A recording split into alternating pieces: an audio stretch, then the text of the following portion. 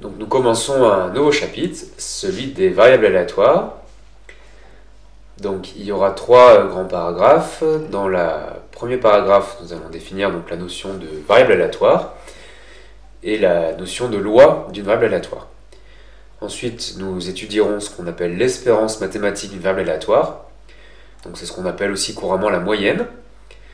Et puis dans le troisième paragraphe, on apprendra trois lois usuelles, c'est-à-dire des situations bien connues où on connaît directement la loi de la variable aléatoire étudiée. Alors, donc, dans tout le chapitre, on se donne une expérience aléatoire. Donc, par exemple, on lance des dés, on lance une pièce, on pioche des cartes. Et donc, on a vu qu'on modélise ça par ce qu'on appelait un espace probabilisé fini. Donc, oméga, c'est un univers fini en PCSI.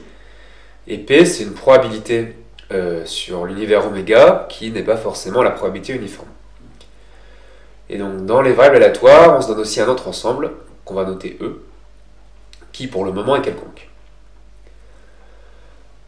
Alors, qu'est-ce qu'on appelle une variable aléatoire? Donc en fait, on appelle variable aléatoire à valeur dans E une application qui va de oméga vers E. Alors habituellement, ces variables aléatoires, on les note grand X, grand Y ou grand Z. Donc ici, on l'a noté grand X. Donc c'est une application qui va de oméga dans E. Alors pour cette année, il n'y a aucune condition, c'est-à-dire toutes les applications de oméga dans E seront considérées comme des variables aléatoires.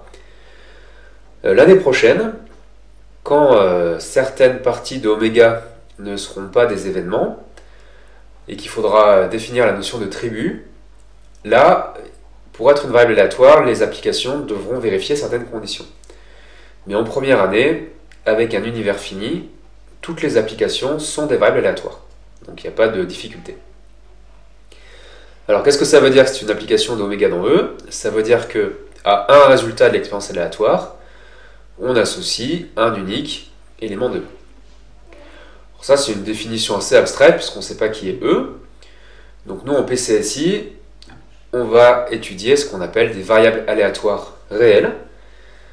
C'est le cas où l'ensemble E, c'est R, c'est l'ensemble des nombres réels. Donc variable aléatoire réelle en abrégé, c'est VAR. Donc attention, la var, ça ne veut pas dire variable, ça veut dire variable aléatoire réelle. Donc une variable aléatoire réelle, c'est à un résultat de votre expérience aléatoire, vous associez un nombre. Donc on va voir des exemples. Et donc dans tout le chapitre, on va ne considérer que des valeurs aléatoires qui sont réelles. Alors on a besoin de quelques notations. Donc on a supposé que notre univers est fini. Donc on peut lister ces éléments. Donc si P c'est le cardinal d'oméga, les éléments sont numérotés de 1 à P. Et ce qu'on regarde, c'est les valeurs que peut prendre notre application grand X. Donc les valeurs prises par une fonction, c'est ce qu'on appelle l'image directe de l'ensemble de départ. Donc ici, c'est x d'oméga. Alors x d'oméga, c'est un ensemble important. Donc oméga, c'est l'univers. Donc c'est l'ensemble de départ. Et x d'oméga, ça s'appelle l'univers image pour x. Et donc on verra dans les exercices qu'en fait oméga, on n'aura plus besoin de le préciser. Ce qui va nous intéresser, c'est ce x d'oméga. Alors x d'oméga, comme l'ensemble d'arrivée de x, c'est l'ensemble des réels, l'image de oméga par x, c'est inclus dans R. Donc x d'oméga, c'est une partie de R, c'est-à-dire c'est formé de nombres. Alors ensuite, comme oméga est fini, donc les éléments c'était oméga 1, oméga 2 jusqu'à oméga p, ben x d'oméga, par définition, c'est l'image par x de chacun de ces éléments. Alors là, il y a une nouvelle difficulté, c'est que la fonction x n'est pas forcément injective, donc ici on peut avoir plusieurs fois la même valeur. Par exemple, x peut être constante, donc là on n'a qu'une seule valeur en fait.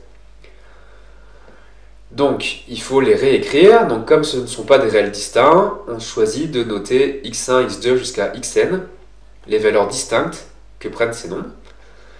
Et comme c'est des réels, on peut les ordonner dans l'ordre strictement croissant.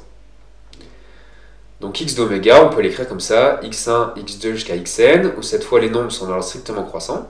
Donc ça, c'est l'univers image de x. Et le n, qui est le nombre d'éléments, il est plus petit que p, qui était le cardinal de l'univers. Donc ça correspond à l'ensemble des valeurs que peut prendre notre variable aléatoire réelle. Et on verra qu'en fait, très souvent, x sera en fait à valeur entière, donc à valeur dans l'ensemble des entiers naturels. Donc on va voir qu'il y a des formules un petit peu abstraites dans ce chapitre.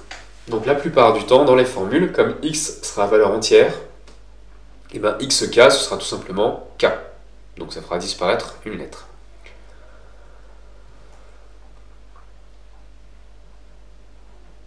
Donc on va voir un premier exemple. On lance 2 dés cubiques distinguables, ou alors on lance 2 fois de suite le même dé. Donc on a vu que l'univers associé, c'était les entiers de 1 à 6 au carré, c'est-à-dire des listes de 2 chiffres entre 1 et 6. Et donc on appelle grand X le nombre de 6 qu'on a obtenu. Donc grand X, c'est bien une fonction de oméga vers R, puisque à un résultat de l'expérience, c'est-à-dire une liste de 2 chiffres, on associe le nombre de 6 obtenu, qui est un nombre.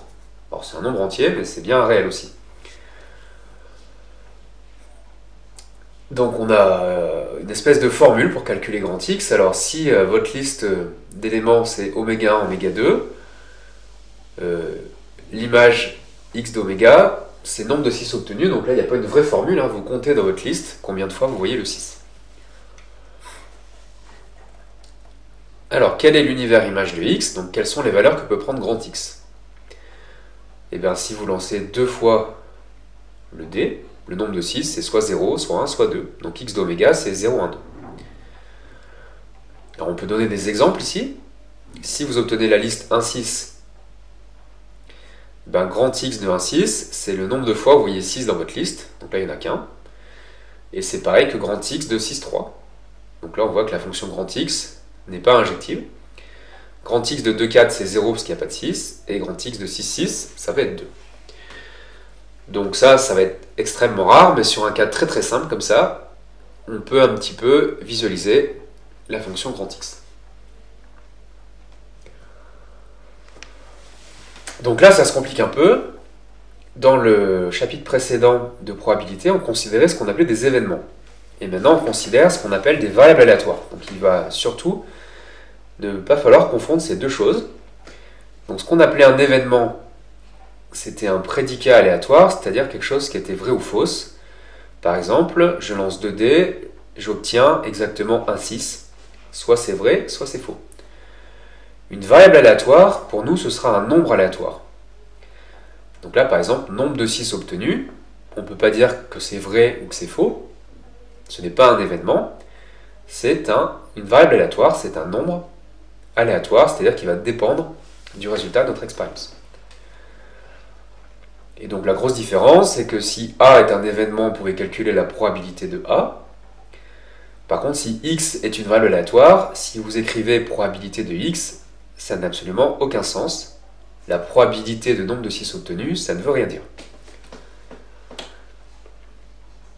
Alors pour terminer, on va voir un deuxième exemple. Donc avec une urne cette fois, on suppose qu'elle dispose de 10 boules. Donc numérotées, c'est pour les distinguer, 6 blanches et 4 rouges.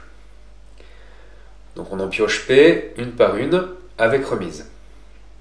Donc on obtient des listes de P chiffres numérotées entre 1 et 10. Donc oméga, c'est 1 10 puissance P. Alors grand X, c'est le nombre de boules rouges obtenues, puisqu'à chaque fois elles sont blanches ou rouges. Donc c'est bien une fonction de oméga dans R, puisque une liste de P chiffres, vous comptez combien de fois il y a rouge dedans. Alors l'univers image de X, eh bien, si on pioche P boules, le nombre de boules rouges obtenues, c'est un entier entre 0 et P. Donc là encore, en fait, les valeurs sont des entiers, c'est tous les entiers de 0 à P. Donc ça, c'est l'univers image de X.